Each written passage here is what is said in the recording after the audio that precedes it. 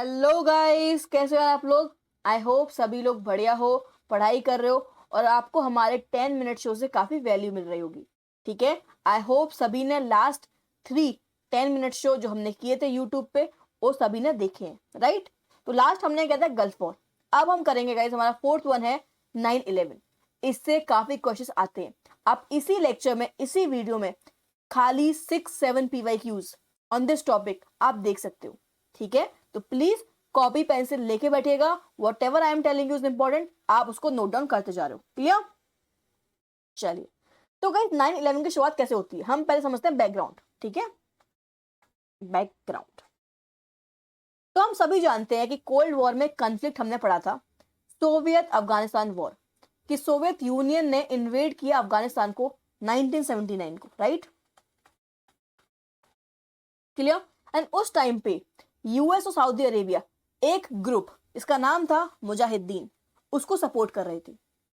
क्यों? ये ग्रुप आपका अफगानिस्तान में होता है और ये अगेंस्ट सोवियत यूनियन प्रोटेस्ट करता है, लड़ाई करता है। तो कहीं ना कहीं if something is against Soviet union, उसको यूएस सपोर्ट करेगा, राइट।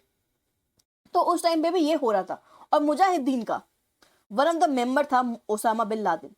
तो स्टार्टिंग में कहीं ना कहीं यूएस ने ओसामा बिन लादेन को सपोर्ट किया है अफगानिस्तान में, राइट।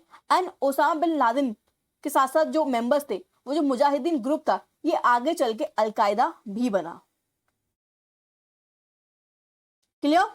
चलो, अब आता है सेकंड चीज, गल्फ वॉर। ये हमने पढ़ी थी हमारे लास्ट 10 मिनट शो में, राइट, कि किस तरीके से यूएस और उसका लेड कोलिशन, जिसमें आपके UK, France, Saudi Arabia, Oman, सभी लोग सदाम हुसैन इराक से लड़ाई करते हैं और उसको काफी वीक कर देते हैं, उसको हरा देते हैं, राइट।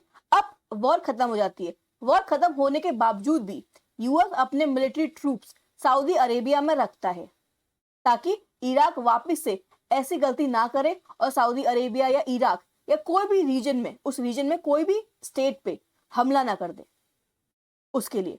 तो जो एक्सट्रीमिस्ट थे वहां के, लाइक ओसामा बिन लादेन, उनको ये पसंद नहीं आया कि हमारी सरजमीन पे यूएस मिलिट्री क्या कर रही है, स्पेशली हमारा इस्लामिक होली लैंड है वो। ठीक है, तो वो बात उन्हें पसंद नहीं आई। तो जैसे वो पहले सोवियत यूनियन को अपोज कर रहे थे, उसके अगेंस्ट लड़ाई कर रहे थे, अब उनका जो आइडिया है वो शिफ्ट होता है यूएस की तरफ, कि now we are against US, because हमारे एरिया में, हमारी सरजमी में, हमारे होली लैंड में आपकी मिलिट्री, आपका इन्फ्लुएंस नहीं होना चाहिए। और क्यों है इसके अगेंस्ट। ठीक है, क्लियर। चलिए, तो 1996 में, 1998 में ओसामा बिन लादेन इशू करता है फतवा, मतलब कि we are at a war against US, कि अब हमारी जो लड़ाई है वो यूएस के साथ है और उसके अलाइज के साथ है, बिकॉज उनके ट्रूप्स, उनकी मिलिट्री मिडिल ईस्ट में है और कहीं ना कहीं सपोर्ट कर रही है इसराइल को भी। और जो मिडिल ईस्ट रीजन है ना गाइस, इसराइल एक ऐसा देश है जो ज्यू है, ठीक है, और बाकी सारे जो नेशंस हैं उस रीजन में वो सभी इस्लामिक हैं। और कहीं ना कहीं जो इसराइल है, डिस्पाइट बीइंग नॉन इस्लामिक, वो कहीं ना कहीं वहां पे पावरफुल होता जा रहा है और उसको सपोर्ट कर रहा है यूएस। तो वो बात भी आपके ओसामा बिन लादेन को पसंद नहीं आई। ठीक, क्लियर। दो चीज थी, पहला कि यूएस के ट्रूप्स मिडिल ईस्ट में क्या कर रहे हैं, उसकी मिलिट्री मिडिल ईस्ट में क्या कर रही है। सेकंड, किस तरीके से मिडिल ईस्ट में भी यूएस सपोर्ट कर रहा है इसराइल को। ये दोनों चीजें पसंद नहीं आई किसको, आपके Islamic extremist like Osama bin Laden को, राइट। अब होता है अटैक। तो प्रॉपर कोऑर्डिनेटेड अटैक करता है आपका ओसामा बिन लादेन, कहां पे, यूएस एम्बेसीज पे, जो है केनिया, तंजानिया। कब, अगस्त 7 1998। ये इंपॉर्टेंट है guys, please note it down, इससे आप पीवाईक्यू भी देखोगे आगे जाके। क्लियर। तो अगस्त 7 1998 को यूएस एम्बेसीज पे अटैक होता है, बॉम्बिंग्स होती है बाय ओसामा बिन लादेन, कहां पे, केनिया और तंजानिया में। ठीक है, एंड काफी लोगों की जान जाती है वहां पे। एंड उसके अगेंस्ट में आपके यूएस लॉन्च करता है cruise missile strikes on Afghanistan training camps, जो अलकायदा को सपोर्ट कर रहे थे या जो टेररिज्म को आगे बढ़ा रहे थे। ठीक है, और ये इंसिडेंट के बाद फाइनली यूएस और आपके जो तालिबान तालिबान है, अलकायदा है, प्रॉपर टाइज है उनके, ये जो रिश्ते हैं वो पूरे तरह टूट जाते हैं, कट ऑफ कर लेता है यूएस अफगानिस्तान, आपके तालिबान से भी और आपके अलकायदा से भी। ठीक है, पेपर में पूछता है किस इंसिडेंट के बाद यूएस कट ऑफ करता है अपने रिलेशनशिप विद तालिबान और अलकायदा। तो ये आपका अटैक्स थे in Kenya and Tanzania on US embassies. कब हुआ? अगस्त 7 1998 में हुआ। क्लियर? ऑल्सो गाइस, उससे पहले एक आपका एक pipeline project, gas pipeline project भी चल रहा था जो अफगानिस्तान के थ्रू होके जाना था। तो कहीं ना कहीं रिलेशनशिप भी बेटर हो रहे थे बिटवीन तालिबान और यूएस बीच में, बट आफ्टर दिस अटैक पूरी तरीके से यूएस आपका कट ऑफ कर लेता है और ये जो प्रोजेक्ट है इसको भी कैंसिल कर देता है। क्लियर? चलिए, question, the US stopped cultivating ties with Taliban regime in Afghanistan after attacks on US embassies in Kenya and Tanzania. B. ठीक है, ये आपका 2017 का PYQ है। क्लियर? चलिए, अब उस अटैक के बाद जब रिश्ते पूरी तरीके से खराब हो जाते हैं, यूएस प्रॉपर तरीके से कट ऑफ कर लेता है तालिबान से भी, अलकायदा से भी, इन एवरी वे पॉसिबल। उसके बाद अटैक का प्लानिंग करता है आपका अलकायदा, जो लीड करता है ओसामा बिन लादेन। ठीक है, अब होता है कॉन्सेप्ट। तो कॉन्सेप्ट जाता है अराउंड 1996 में। ये कॉन्सेप्ट का जो आइडिया है ये जाता है आपके ओसामा बिन लादेन के पास, और उसको ये आइडिया पसंद आता है। ठीक है, ही लाइक दैट आइडिया। तो प्रॉपर एक प्लान बनता है किस तरीके से हम हाईजैक करेंगे प्लेन्स को और किस तरीके से हम यूएस में अटैक करेंगे। ठीक है, तो अब रिक्रूटमेंट होता है गाइस हैम्बर्ग सेल से। ये जो हैम्बर्ग है ये प्लेस है आपके जर्मनी में। जर्मनी के हैम्बर्ग से कुछ स्टूडेंट्स को, ठीक है, लिया जाता है, बिकॉज वो जो स्टूडेंट्स हैं वो पढ़े लिखे हैं, समझदार हैं, उनको इंग्लिश बोलना आता है, उनको कल्चर समझ में आता है। तो अगर हम इन लोगों को अपॉइंट करेंगे, इन लोगों को लेके जाएंगे इस अटैक के लिए, तो वे आराम से लोगों में घुल मिल जाएंगे एंड किसी को पता नहीं चलेगा कि ये टेररिस्ट है। इसीलिए जर्मनी के हैम्बर्ग से स्टूडेंट्स को चुना जाता है for this attack. Clear? And उसको लीड करता है मोहम्मद आटा। क्लियर? ये लीडर था ग्रुप का। ओके, एंड फाइनली 2000 में ये प्रॉपर जो स्टूडेंट का ग्रुप है ये जाता है यूएस में विद प्रॉपर वीजा वगैरह। यूएस में जाता है, वहां रहता है, मिल जाता है लोगों में। एट द सेम टाइम वहां पे जो फ्लाइट स्कूल है वहां की ट्रेनिंग भी लेता है, प्रॉपर फ्लाइट की ट्रेनिंग भी उनको दी जाती है। क्लियर? एंड उसको स्टार्टिंग में इंटरनली उस ऑपरेशन को बोलते हैं प्लेन्स ऑपरेशन। क्लियर? चलो, अब होता है एग्जीक्यूशन ऑफ प्लानिंग का। सो सितंबर 11 2001 को होते हैं attack in US. 8:46 AM 46 minutes पे AM, ठीक है, अमेरिकन एयरलाइन फ्लाइट 11 स्ट्राइक करती है नॉर्थ टावर को, वर्ल्ड ट्रेड सेंटर के। ठीक है, उसके बाद लोगों को लगा कि गलती से हो गया, एक्सीडेंट है ये, इट वाज एक्सीडेंट। पहले लोगों को लगा कि एक्सीडेंट है ये। उसके बाद सही 9:03 पे AM United airlines flight 175 strike करती है साउथ टावर को, और ये होता है ब्रॉडकास्ट टेलीविजन पे। ठीक है, तो समझ में आता है कि ये डेलिब्रेटिव, जानबूझ के सोचा समझा प्लानिंग करके अटैक किया गया है यूएस पे। ओके, फिर आता है आपका 9:37 AM पे अमेरिकन एयरलाइन, ठीक है, अमेरिकन एयरलाइन फ्लाइट 77 क्रैश करती है पेंटागन बिल्डिंग पे, वर्जीनिया पे। ठीक है, और पेंटागन गाइस यूएस के जो हेडक्वार्टर है डिफेंस का, ठीक है, it's a headquarter of US department of defence. US को डिफेंस का डिपार्टमेंट, उसका हेडक्वार्टर है ये। ठीक है, तो जो भी मेन लोकेशंस थी, जो भी मेन बिल्डिंग्स थी यूएस की, उन पे अटैक किया गया था। क्लियर? चलो, उसके बाद 9:59 एंड 10:03 AM वापस अटैक होता है। जो साउथ टावर है वो कोलाप्स हो जाता है पहली बार, ठीक है, पहली चीज।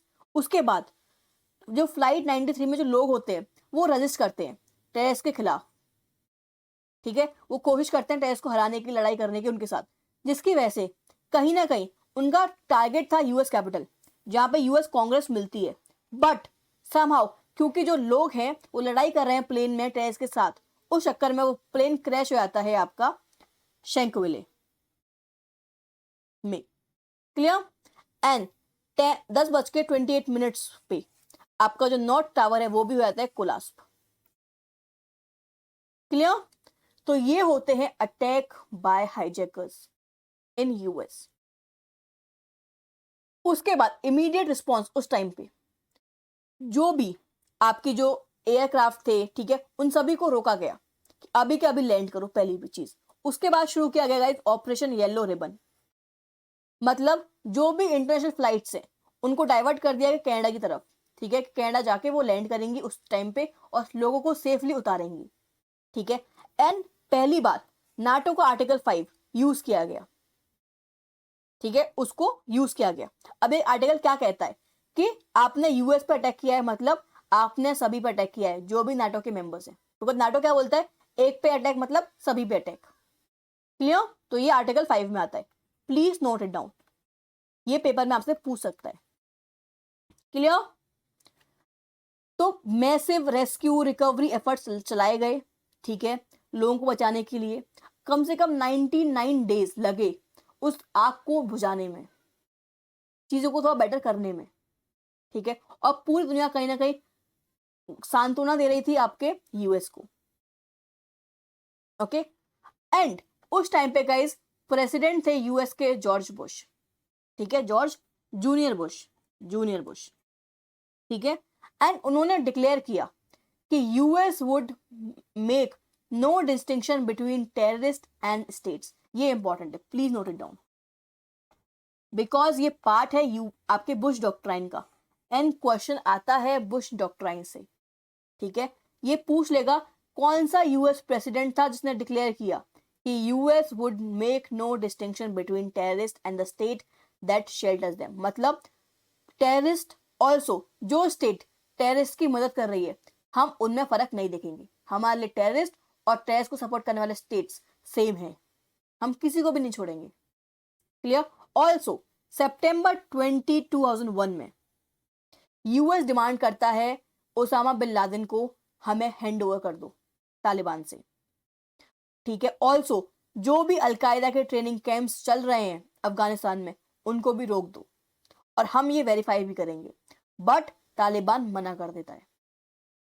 ऑल्सो उस टाइम पे आपके जो बुश हैं वो डिक्लेयर करते हैं वॉर ऑन टेरर, कि अब ये लड़ाई टेररिज्म के अगेंस्ट है, ठीक है। और ओवर 80 कंट्रीज उस चीज को सपोर्ट भी करती हैं कि हम आपका साथ देंगे, आप इसके खिलाफ एक्शन लो, ठीक है, because terrorism is not tolerable at any cost. Clear? चलिए अब हम समझेंगे बुश डॉक्ट्राइन के डिफाइनिंग प्रिंसिपल्स, बिकॉज ये काफी इंपॉर्टेंट है। I am again saying it is very very important, आप 2 PYQs खाली इसी पे देखोगे, ठीक है। तो पहला आता है प्रीएम्पशन एंड प्रिवेंटिव वॉर, मतलब यूएस बोलता है कि हमारे पास राइट है, ठीक है, हम इंतजार नहीं करेंगे कि वो प्लानिंग कंप्लीट कर लें, वो अटैक करें उसके बाद हम कुछ करें, नहीं। अगर हमें हल्की सी भी हिंट मिल रही है कि कोई हमारे खिलाफ कुछ भी प्लानिंग कर रहा है, हमारी सिक्योरिटी को थ्रेट है, तो हम उसके खिलाफ फोर्स और मिलिट्री का इस्तेमाल कर सकते हैं, ठीक है। क्लियर? ताकि जो भी रोग स्टेट्स हैं सपोर्ट करें टेररिज्म को, ठीक है, टेररिस्ट ग्रुप्स को, उनको हम रोक सकें। क्लियर? उसके बाद आता है सेकंड पे आता है unilateralism, please note it down.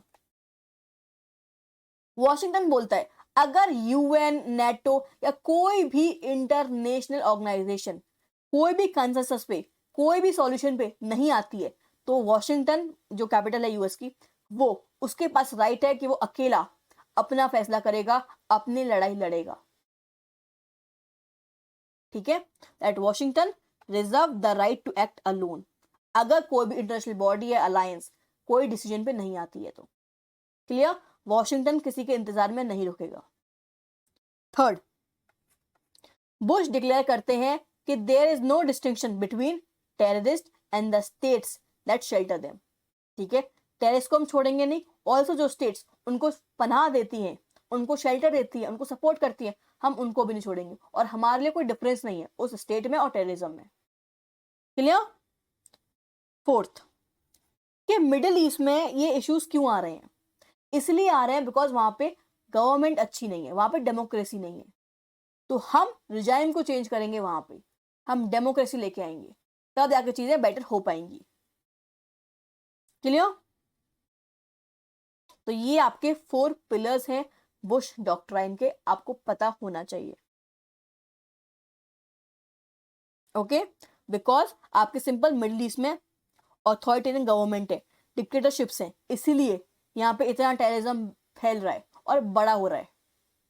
Okay, तो डेमोक्रेसी आएगी तो चीजें चेंज हो जाएंगी। क्लियर? These 4 pillars. चलो अब सॉल्व करते हैं इस क्वेश्चन। किसकी प्रेसिडेंसी में अमेरिका को बोला गया वॉर ऑन टेररिज्म? सिंपल, आपके George W Bush junior. Clear? ये भी आपका नवंबर 2017 का क्वेश्चन है गाइस।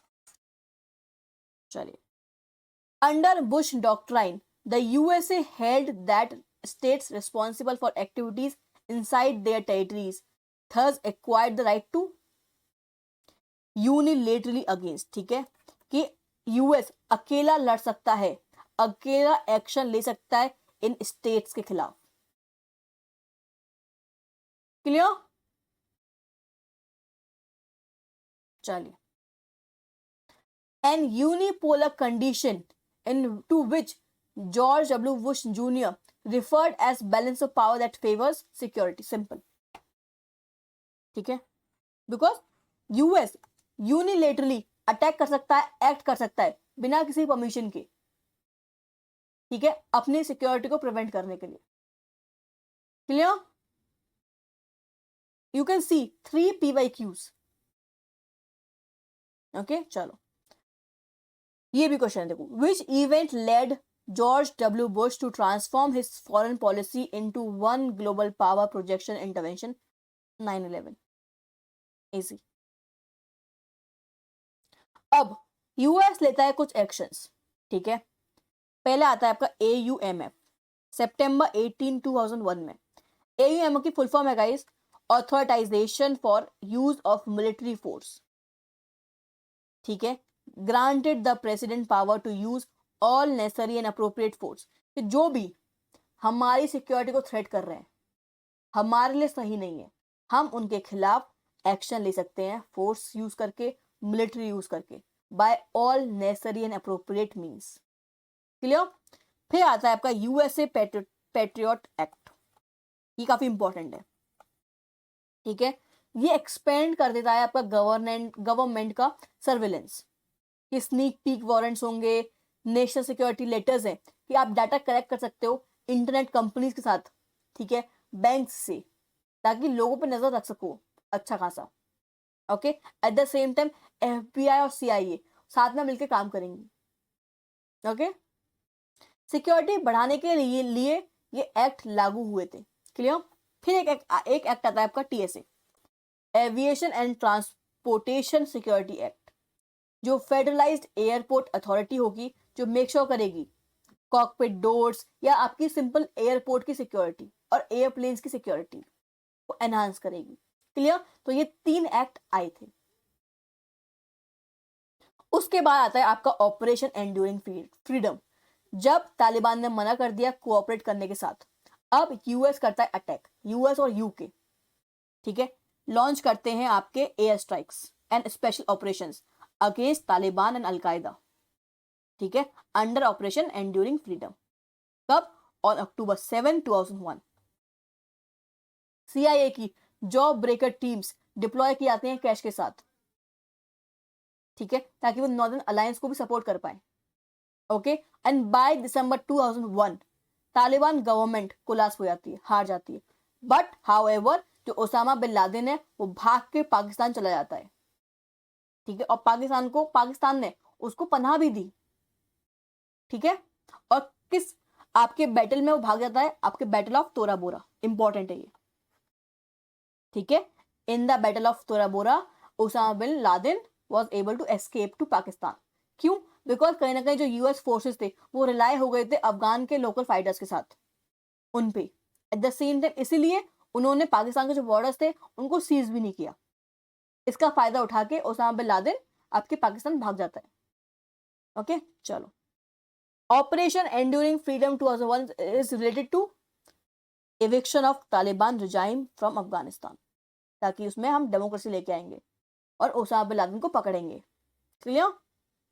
चलिए, अब ठीक है, अटैक हो गया, उसके बाद क्या लिया गया? उसके बाद सितंबर 23, 2001 में प्रेसिडेंट बुश ने जितने भी टेररिज्म या टेररिस्ट रिलेटेड ऑर्गेनाइजेशंस थे या जिन पे भी सस्पेक्ट था, ठीक है, कि ये लिंक हो सकता है, उन सभी के जो एसेट्स थे वो फ्रीज कर दिए गए कि इनको कोई भी पैसा या कोई भी फंडिंग अब नहीं मिलेगी।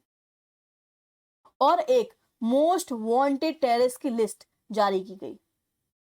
ओके, ऑल्सो एक और आया गाइस, सबसे हीनियस आपका ग्वांतानामो बे।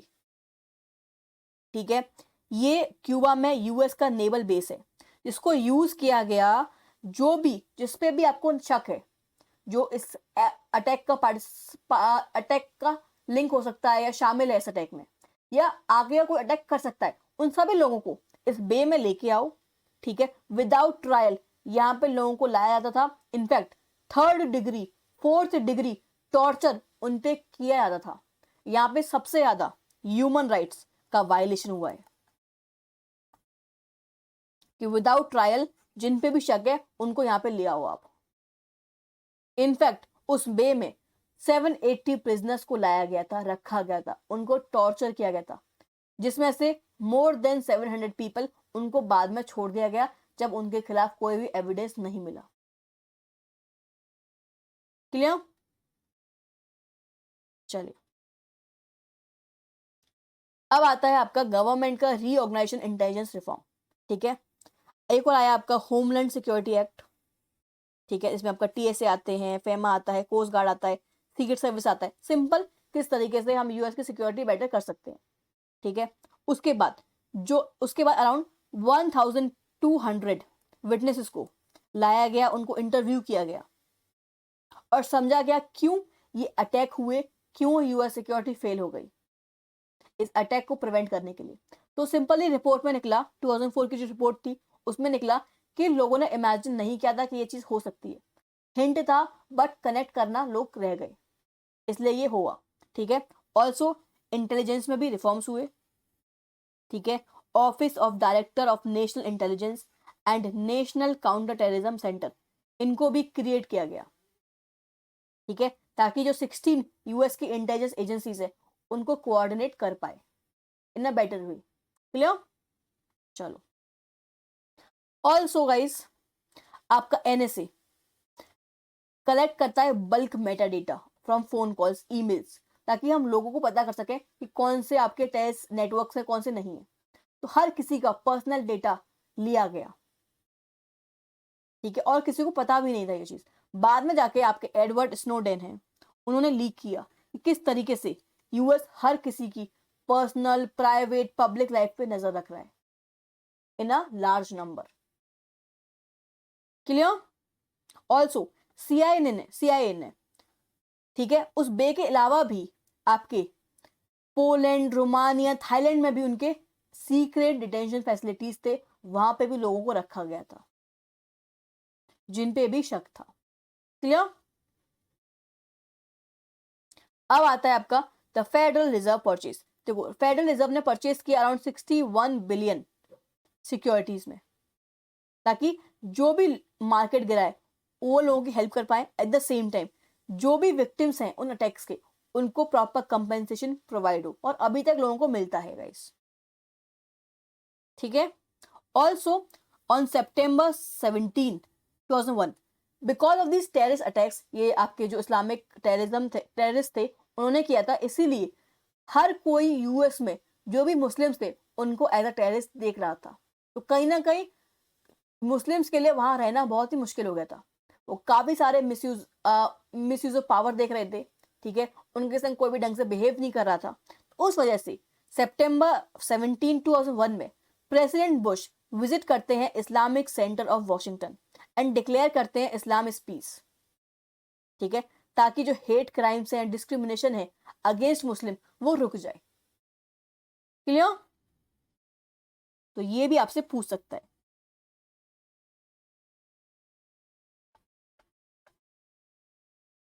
चलिए, उसके बाद गाइज, उसके बाद चीजें ठीक नहीं हुई, और भी चीजें हुई, ठीक है। गल्फ वॉर खत्म हुई, उसके बाद दो चीज हुई मेनली। आपका एक 9/11 हुआ, ठीक है, बिकॉज यूएस के मिलिट्री ट्रूप्स मिडिल ईस्ट में थे और जो यूएस का इन्फ्लुएंस था वो बढ़ रहा था बाय सपोर्टिंग इजराइल। इसलिए जो एक्सट्रीमिस्ट थे उन्होंने अटैक कर दिया, डिक्लेयर कर दिया वॉर अगेंस्ट यूएसए। सेकेंड चीज हुई weapons of mass destruction. Gulf war के टाइम पे एक कंडीशन रखी गई थी, ठीक है, कि इराक को जो भी उसके पास वेपन्स ऑफ मास डिस्ट्रक्शन है उनको एलिमिनेट करना पड़ेगा, बट इराक कहीं ना कहीं कोऑपरेट नहीं कर रहा था। तो यूएस अटैक करता है 2003 में, जिसको हम पढ़ेंगे ना नेक्स्ट 10 मिनट शो, बिकॉज इस पे भी गाइस 5 to 6 PYQs हैं, इन डिटेल पढ़ेंगे इसको हम, ठीक है।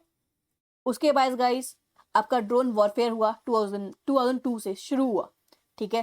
काफी लोगों की जान गई उसमें, यमन में 2002 में, इनफैक्ट पाकिस्तान, सोमालिया, लिबिया में भी स्ट्राइक्स हुए। बाद में हल्के आगे जाके गाइस ओसामा बिन लादेन की डेथ होती है, कब? 2 मई 2011 में।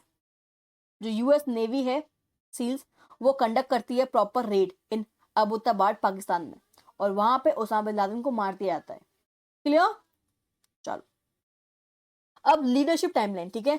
बुश के टाइम पे सिंपली लॉन्च होता है आपका वॉर ऑन टेरर, ठीक है, मिलिट्री ऑपरेशन इन अफगानिस्तान, ठीक है, एंड्यूरिंग फ्रीडम, और इराक पे भी होता है, ठीक है। पैट्रियट एक्ट भी आता है, ठीक है। ग्वांतानामो बे भी आता है आपका, ये भी आपके सब बुश में हुआ है। जॉर्ज बुश जूनियर, याद रखिएगा, जूनियर। क्लियर? उसके बाद आते हैं आपके ओबामा, 2009 से लेकर 2017 तक, ठीक है। वो ड्रोन वॉरफेयर चालू करते हैं, ठीक है, ऑपरेशंस करते हैं, ऑल्सो वही ऑथराइज करते हैं रेड के लिए पाकिस्तान में, जो ओसामा बिन लादेन को पकड़ लेता है और मार देता है। ऑल्सो वो ट्राई करते हैं जो ग्वांतानामो बे है उनको, उसको बंद करने का, बट कहीं ना कहीं वो फेल हो जाते हैं, बिकॉज कांग्रेस मना कर देती है, ब्लॉक कर देती है उसके आइडिया को, ठीक है। क्लियर? तो बराक ओबामा के टाइम पे हुआ increased use of drones, special missions killed Osama bin Laden, also he tried to close Guantanamo Bay, ठीक है, but he was failed because this decision was blocked by Congress. Clear? फिर आता है आपका Trump, 2017 से लेकर 2021 तक वो नेगोशिएट करता है और ये एग्रीमेंट करता है कि अब यूएस मिलिट्री या यूएस ट्रूप्स विड्रॉ करेंगे तालिबान से, ओके, और जो अफगानिस्तान वॉर है फाइनली वो एंड होती है, और ये जो ट्रांसफर है ये होता है बिडेन के टाइम पे कंप्लीट, ठीक है। US under Biden leadership finally withdraw करती है from Afghanistan in every way possible, ठीक है, इन अगस्त 2021, एंड उस जो अफगानिस्तान गवर्नमेंट है वो कोलाप्स हो जाती है और तालिबान वापस से पावर में आ जाती है।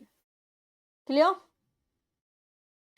और अभी के हिसाब से गाइस आपका ग्वांतानामो बे है वो अभी भी ओपन है, उसमें अभी भी according to reports, according to data, by January 2025 15 detainee अभी भी वहां पे हैं। मोर देन 700 लोगों को छोड़ दिया गया है बिकॉज उन पे कोई चार्जेस नहीं मिले, ठीक है। अभी भी 9/11 के जो विक्टिम्स हैं उनकी जो फैमिलीज है उनको अभी भी कंपेंसेशन प्रोवाइड किया जाता है, ठीक है। ऑल्सो इस अटैक ने चीजों को फंडामेंटली चेंज कर दिया, स्पेशली आपके यूएस की फॉरेन पॉलिसी को। Clear? Question, the notion of balance of terror. देखो इसका मतलब क्या है? इसका मतलब है कि नेशन स्टेट्स अपनी न्यूक्लियर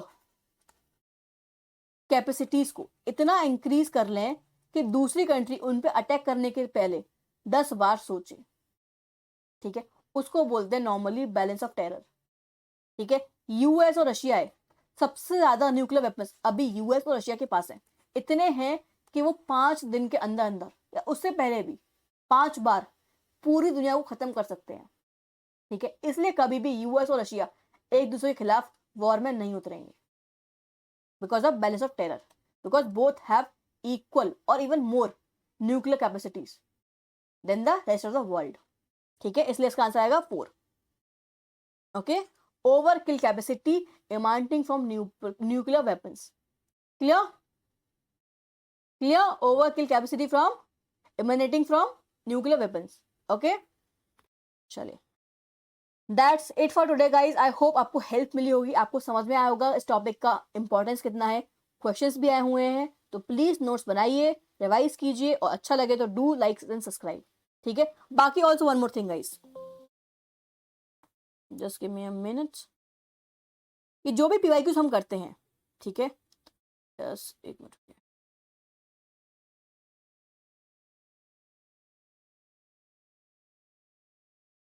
ठीक है, आप वेबसाइट पे जाएंगे,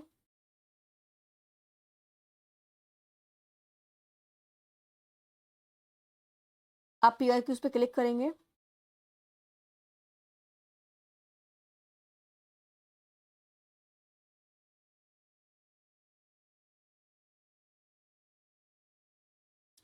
आपको यहाँ पे पीवाईक्यूज और उनकी ऑफिशियल आंसर कीज वो भी मिल जाएंगी. ठीक है, तो आप खुद भी चेक कर सकते हैं इन पीवाईक्यूज को, अगर आपको कोई भी डाउट है किसी पीवाईक्यू में. बाकी आप कमेंट कर सकते हैं एनी टाइम, राइट. चलिए, बाकी पीवाईक्यू के सोर्सेज हमेशा यहाँ पे गिवन होते हैं, ये पीवाईक्यू कहाँ से लिया गया है. क्लियर? चलिए, thank you so much guys, I hope you had a good time. Bye bye.